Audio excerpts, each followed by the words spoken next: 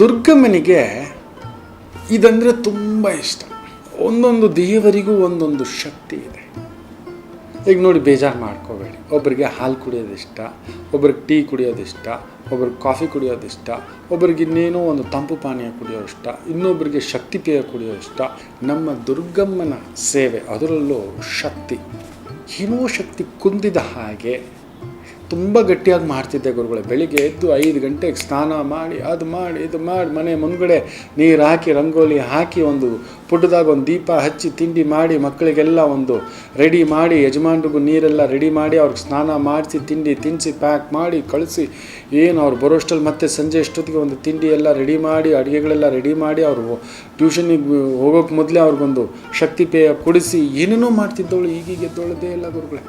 ಯಾಕೋ ಮೈಕೇನು, ಯಾಕೋ ಶಕ್ತಿ ಇಲ್ಲದ ಹಾಗೆ, ಏನೋ ಸಂಕಟ, ಏನೋ ಬಾಧೆ, ಏನೋ ತೊಳಲಾಟ.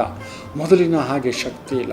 ಯಜಮಾನರು ಅಷ್ಟೇ ಗುರುಗಳೇ, ಏನು ಗಟ್ಟಿ ಇದ್ರು ಗೊತ್ತಾ, ಹೇಗೆ ಯಾಕೋ ಸುಸ್ತಮ್ಮ, ನನ್ನ ಕೈಲ ಆಗ್ತಿಲ್ಲಮ್ಮ, ನೀವೇನೋ ಮಾಡ್ಕೊಳ್ಳಿಮ್ಮ, ಈ ರೀತಿಯ ಒಂದು ಭಾವದಲ್ಲಿದ್ದಾರೆ. ಬಟ್ ಯಾಕೋ ಆ ಇಂಟ್ರೆಸ್ಟ್ ಕಳ್ಕೊತಿದ್ದಾನೆ ಗುರುಗಳೇ. ಮೊದಲಿನ ಥರ ಕಾನ್ಸಂಟ್ರೇಷನ್ ಇಲ್ಲ, ಆ ಫೋಕಸ್ ಇಲ್ಲ, ಅದ್ರ ಕಡೆ ಹೋಗಿ ಗುರುಗಳೇ ಅನ್ನೋದು ಅನ್ನಿಸ್ಲಿಕ್ಕೆ ಶುರು ಆಗಿಬಿಟ್ಟಿದೆ.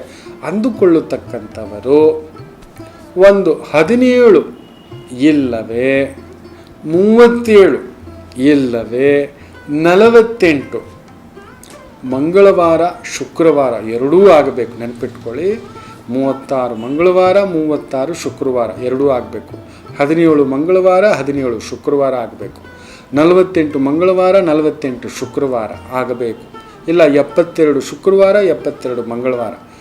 ಒಂದು ಬೊಗಸೆ ಗಂಜಿಯನ್ನು ಅಮ್ಮನಿಗೆ ಬೆಳಿಗ್ಗೆ ತಗೊಂಡು ಹೋಗಿ ಕೊಟ್ಟು ಪೂಜೆ ಮಾಡಿಸ್ಕೊಂಡು ಆ ಗಂಜಿಯನ್ನೇ ನೈವೇದ್ಯ ಪ್ರಸಾದವಾಗಿ ಸೇವಿಸ್ತಾ ಬರ್ತಕ್ಕಂಥದ್ದು ಮಾಡಿ ಮನೇಲಿರೋರೆಲ್ಲರೂ.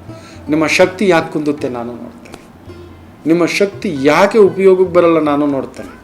ಅದನ್ನು ಮಾಡ್ತಾ ಬನ್ನಿ. ದುರ್ಗೆ ಗಂಜಿ ಪ್ರಿಯ, ದುರ್ಗಾ ರೂಪ ಅಂತ ಹೇಳ್ತಿದ್ದಾಗೆ ಬನಶಂಕರಿ, ರಾಜರಾಜೇಶ್ವರಿ, ನಿಮಿಷಾಂಬ, ಕ್ಷಣಾಂಬಿಕಾ, ಗಂಗಮ್ಮ, ಗೌರಮ್ಮ, ಕಾಳಿ, ಕಾಳಭೈರವಿ ಇವೆಲ್ಲವೂ ದುರ್ಗಾ ಸ್ವರೂಪ. ಲಕ್ಷ್ಮಿಗಿಡೋ ಆಗಿಲ್ಲ ಜಾಗ್ರತೆ, ಲಕ್ಷ್ಮೀ ಸ್ವರೂಪದ ದೇವಿಗಿಡೋ ಆಗಿಲ್ಲ ಜಾಗ್ರತೆ. ಇದನ್ನು ಮಾಡ್ತಾ ಬಂದು ನೋಡಿ. ಆ ಗಂಜಿಯನ್ನು ಸಮರ್ಪಣೆ ಮಾಡಿ ಅದನ್ನೇ ತಗೊಬಂದು ನೈವೇದ್ಯವಾಗಿ ಮನೇಲಿ ಎಲ್ಲರೂ ಸೇವಿಸ್ತಕ್ಕಂಥದ್ದು ಮಾಡಿ. ಮುಖ್ಯವಾಗಿ ನೀವು ಯಾರಿಗೆ ಶಕ್ತಿ ಕುಂದಿದೆ ಅನ್ನತಕ್ಕಂಥವ್ರು ಇದನ್ನು ಮಾಡಿ ನೋಡಿ. ನಿಮ್ಮಲ್ಲಾಗುವ ಬದಲಾವಣೆ ನೋಡಿ, ಆ ಶಕ್ತಿ ಉತ್ಸಾಹ ತುಂಬತಕ್ಕಂಥದ್ದು ನೋಡಿ. ಸೊ ಇನ್ಮೇಲೆ ಅಮ್ಮನಿಗೆ ಗಂಜಿ ಪ್ರಿಯ, ಗಂಜಿ ಕೊಡ್ತೀರಲ್ವಾ, ನೀವು ಸೇವಿಸ್ತೀರಲ್ವಾ, ಒಳ್ಳೆಯದಾಗಲಿ.